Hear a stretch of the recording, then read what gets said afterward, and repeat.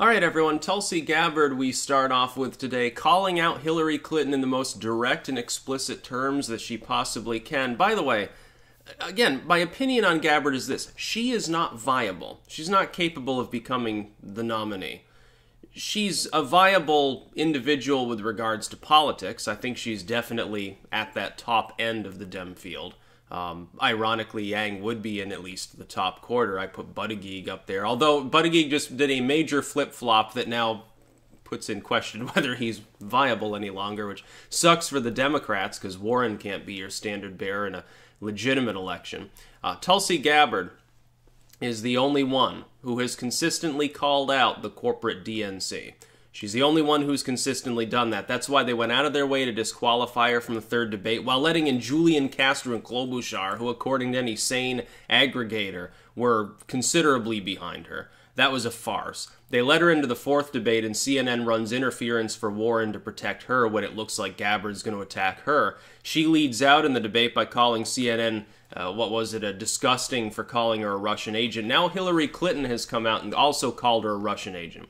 And Tulsi Gabbard comes out of nowhere and slams her in the ass harder than pretty much anyone else could. Now, running against Hillary Clinton is great. And Tulsi Gabbard is trying to frame the debate around the concept that Hillary Clinton is sort of still the face of the corporate DNC and that a lot of these people are basically Clintonian proxies. She's mostly right. Clinton is part of the nexus of the power structure of the Democratic Party. This, by the way, is the same goofy power structure of people who are more concerned about their money than about actually getting anything done in the country that are fucking the Democratic Party. You could be a Democrat and stand against that segment of the Democratic Party. Even, by the way, if you believe the heavily discredited mythology that Tulsi Gabbard is a Trump plan or a Putin ally. Here's the thing. I'm going to read out what Tulsi Gabbard said. It's in several tweets here, so I'm going to click over through here. This is her response to Hillary Clinton when Hillary's like, well, we know Tulsi Gabbard is a friend of Assad and a Putin ally and she might be working for Trump. Basically spreading conspiracy theories. Like, is she going to get banned, like deplatformed for spreading conspiracy theories? Is she going to get fact-checked by Snopes? Is anybody going to call out Hillary Clinton who isn't either a Tulsi Gabbard superfan or somebody on the right or a YouTube commentator? I don't expect that the legacy media is going to talk about it very much other than maybe Fox will throw away a 10-second article about it and say, well, infighting within the Democratic Party, and they'll strip it of all context. Here's Tulsi Gabbard's great response. Great. Thank you, Hillary Clinton. You, the queen of warmongers, embodiment of corruption and personification of the rot that has sickened the Democratic Party for so long, have finally come out from behind the curtain. From the day I announced my candidacy, there has been a concerted campaign to destroy my reputation. We wondered who was behind it and why, as though it was any fucking big surprise. Now we know it was always you through your proxies and powerful allies in the corporate media and war machine, afraid of the threat I pose. It's now clear that this primary is between you and me. Don't cowardly hide behind your proxies, join the race directly. The only problem with this is that Clinton has a lot more proxies than Gabbard is aware of. It isn't just Elizabeth Warren and Joe Biden pretending to really be opposed to one another. It's a lot of the downfield candidates who will now attack Gabbard and say, well, you're sort of throwing me under the bus and plowing me out of existence. I didn't sell out to the Clintons. I expect the Yang Gang and maybe Klobuchar's people to do that. Tulsi Gabbard has become a convenient lightning rod for the DNC. I'll explain their basic strategy. They realize there's a schism within the Democratic Party. The far left, the business Dems, there's a lot of unrest. The DNC is finding it more and more difficult to govern its own party. As a result, you need something to unify around. Using Tulsi Gabbard and saying, well, there's an infiltrating element that wants us to fight, that wants us to be schismatic, we need to come together and universally condemn it because it's Russian in form. It's evil Assad, Putin, stuff like that, and conspiracy theories. That's a way of trying to congeal the party loyal so that during the general election they don't end up with a bunch of people supporting an independent run, the Yang Independent 2020. Jill Stein, third time's a charm. Libertarian Party, defectors to Trump, write-ins for Bernie, this sort of thing. They're looking at a situation where, due to the internet, Cults of personality have sprung up around multiple candidates. It's great to have one candidate like that, one charismatic candidate to either be the winner or to maybe to be the running mate or something, someone who can draw new blood into the party. We saw this with Trump. Trump had a little bit of a cult of personality around him. But there was no other single person in the race that really had that. Rand early on did, but I hate to say it, I like Rand. Love the dude. I wish he could be president, although he's arguably better remaining in the Senate, at least at the time. But he's not charismatic enough, I don't think, to be a viable contender. I wish he was.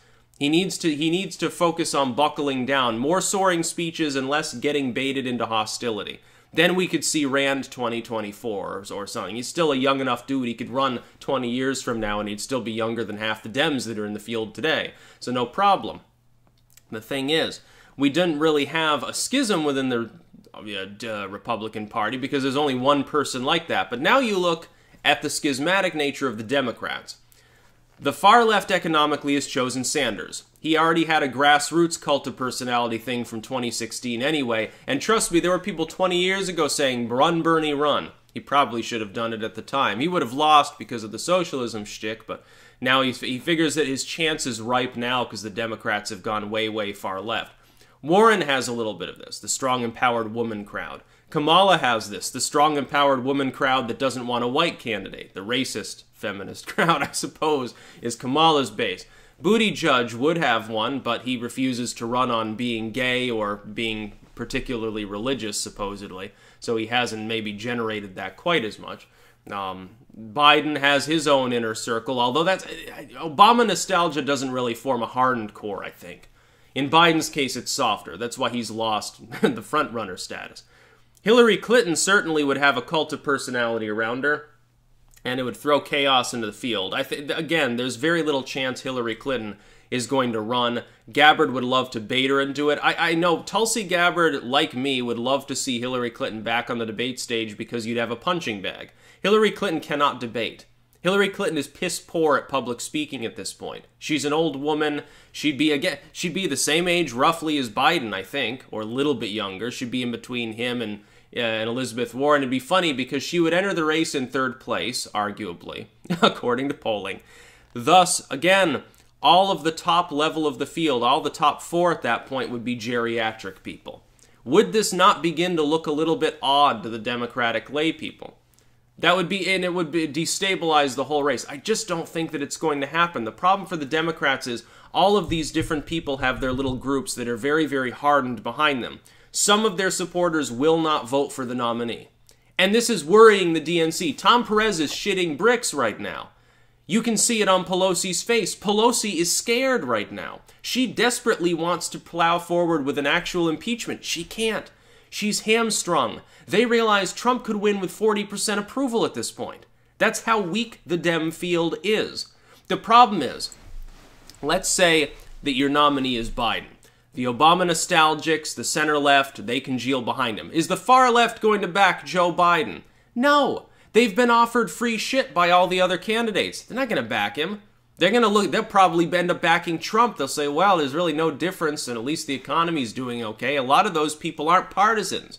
They don't have a D after their name. They're just liberals. They're not going to back Joe Biden. A crazy old white dude who's offering them basically what we have now, minus a few aspects of good things that Obama ever passed. I disagreed with Obama on a few things, says Joe Biden, but not too much. I wish he would buckle down and endorse me. I wish that I could get Barack to endorse me right now. He's too busy backing Justin Trudeau. I know that sounds more like Kasich than it does Joe Biden. It's harder to do a Joe Biden voice because I'm still coherent most of the time. And then you have Warren and Sanders, I would say, offering people various social programs. Again, you're not going to get the business Dems or the center leftists or independent voters behind those platforms. Warren is desperately trying to be Bernie Sanders minus the term socialism. But it's not going to work. She gets in as the nominee. She's going to get hammered as one anyway by Donald Trump. Hell, you have people claiming Bernie Sanders isn't a socialist. I don't know what you're talking about. The dude's used the term since the 70s when he was on vacation in the Soviet Union. What else am I saying? How far left do you have to be at this point to be a socialist according to your fucking standards, dude? Tulsi Gabbard is completely right, by the way. Hillary Clinton is a sign of the rot and problems within the Democratic Party, but it goes beyond her. The idea that it's just Clinton proxies. No. Clinton's a proxy, too. The corporate complex of the Democratic Party is comprised of a bunch of multi-billionaire globalists. Corporate heads, bankers, people like Soros. That's who runs the Democratic Party fundamentally. I'm not talking about some grand conspiracy. I'm saying they're the people with the money that donate to the fucking candidates. And they get kickbacks from this. It's just another carpetbagging era. It's the same as the Gilded Age. We're in a second Gilded Age right now. Hopefully we don't have to have a second progressive era to expand government further. Hopefully we do what we should have done the first time around and break the spine of the government that's creating all the monopolies and trusts and carpetbagging problems in the first place. We need libertarianism, but of course it's not how it's going to be sold to people. Anyway, with regards to Clinton, you can get her up on a debate stage. It would be so funny. Imagine, like, Bernie Sanders, he has a heart attack. They cart him off. Biden has, bursts an aneurysm. He gets carted off. Hillary Clinton has another seizure or just falls down and faints randomly. She gets carted off. Elizabeth Warren stares like a deer in the headlights the first time Tulsi Gabbard speaks uninterrupted for 10 seconds. They're not sending their best and brightest to the front line in the Democratic Party. I'm going to say this, you'd be better off running Michelle Obama at this point. She'd probably be more coherent, and she'd definitely be more sane. She'd probably start off in the top 3 anyway. Why don't you get Michelle Obama to run? You want Obama nostalgia a la Joe Biden, you just get her up there, and it takes it off the... Barack is very reluctant to back Biden. He knows he'll lose the general if he's nominated. So he's holding off, hoping he doesn't become nominee. He doesn't want to have to endorse his own former VP. Isn't that fucking damning? And that's the closest thing, by the way. If you fuse him with Elizabeth Warren, you basically get Hillary Clinton anyway. Long-term neoliberal, deeply racist individual, which she is. Heavily sexist individual, which she is. Grand opportunist, likes to shill, loves war. Haha, we came, we saw, he died. Here. And she cackles in a way that I can't possibly hit. Literally like a raven or something, like not as fun as a crow. Hillary Clinton sounds like a crow divorced of all the coolness of actually being a crow. Well, I'm a little bit gothy sometimes, kind of like that shit. Now, Hillary Clinton, Vince Foster, votes Hillary Clinton 2020. He has to, because, dead people, they tend to vote for the Democratic candidate. I kid. I realize that element of voter fraud is relatively limited. It would only really change anything if the vote were extremely close anyway. But, it shouldn't be happening at all, and that's... The Democratic Party of today is rotten. Here we have, finally, a Democratic candidate willing to say that. She's not going to be taken seriously, though. People just double down and say, well, look, she's bad-mouthing Madam Princess Hillary Clinton. Obviously, she must be a Putin ally. It's funny, years later, Hillary Clinton's still blaming Russia for her loss. No, you lost because you suck. You lost because you were a bad candidate. You didn't campaign as hard as you should have. You spent your time whining and drinking Chardonnay as opposed to going to speak to people. You had Chelsea Clinton hold a press conference in a broom closet, dude. What are you talking about?